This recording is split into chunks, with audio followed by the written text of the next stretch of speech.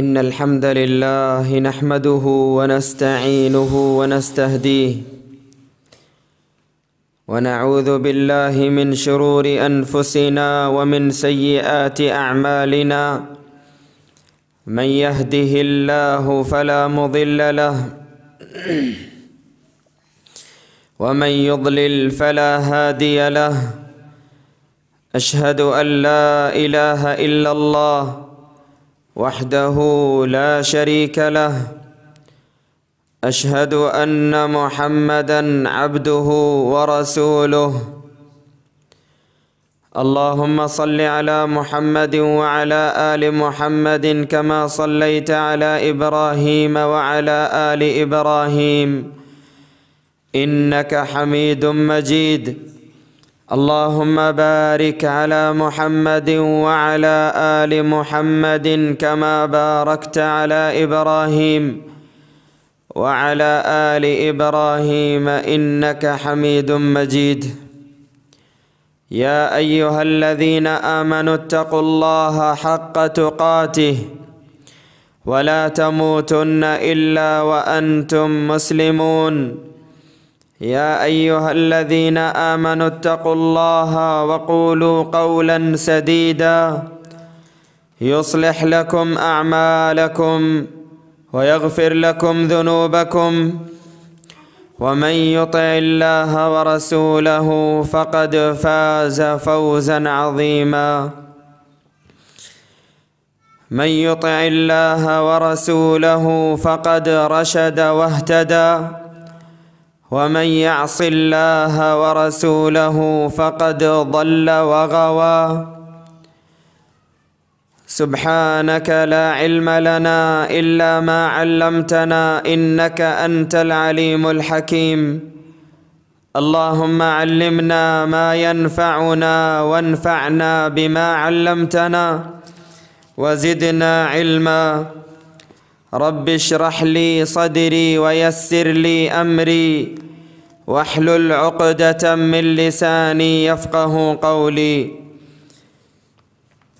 قال الله تبارك وتعالى: وقال ربكم ادعوني أستجب لكم إن الذين يستكبرون عن عبادتي سيدخلون جهنم داخرين.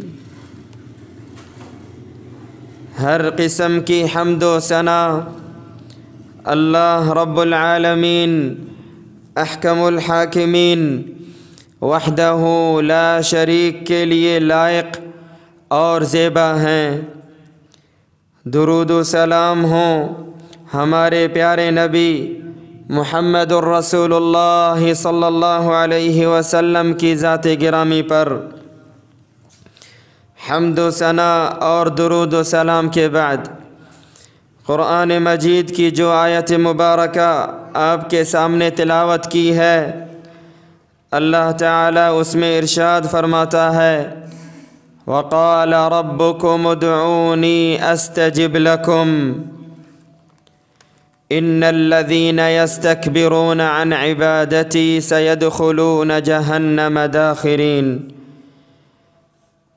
اللہ تعالیٰ اس میں ارشاد فرماتے ہیں: اے میرے بندو، اے میرے بندیو، مجھے پکارو، مجھ سے فریاد کرو، مجھ سے دعائیں مانگو، میرا ذکر کرو، میں تمہاری دعاؤں کو قبول کروں گا۔ اور جو لوگ اللہ کی عبادت سے منہ موڑتے ہیں، اللہ تعالیٰ ایسے لوگوں کو پسند نہیں فرماتا، بلکہ اللہ نے ایسے لوگوں کے لیے بڑے دردناک عذاب تیار کیا ہے۔ تمام انبیاء نے اللہ کو پکارا، اللہ سے فریادیں کی، اللہ سے مدد مانگی، اللہ ہی سے دعائیں کی۔ بہت سارے انبیاء کا اللہ نے قرآن میں ذکر کیا۔ ہمارے پیارے نبی صلی اللہ علیہ وسلم بھی اپنی حیات طیبہ میں ہر موقع ہر موڑ پہ اللہ سے دعائیں کرتے تھے، اور اٹھتے بیٹھتے چلتے پھرتے اپنی کروٹوں کے بل سوتے جاگتے اللہ کا ذکر کرتے تھے۔ اور نبی علیہ الصلاۃ والسلام نے اپنی امت کو بھی یہی تلقین کیا۔ نبی علیہ الصلاۃ والسلام کا معمول تھا، اللہ کے نبی علیہ الصلاۃ والسلام نے صحابہ کرام، وہ صحابہ کہ جو بیچارے غریب تھے، کمزور تھے، اور اللہ کے راستے میں کچھ مال خرچ کرنے کی استطاعت ان کی نہیں تھی، تو آپ نے ان صحابہ سے یہی فرمایا تھا کہ ہر نماز کے موقع پر 33 مرتبہ سبحان اللہ، 33 مرتبہ الحمدللہ، 34 مرتبہ اللہ اکبر یہ پڑھ لیا کرو۔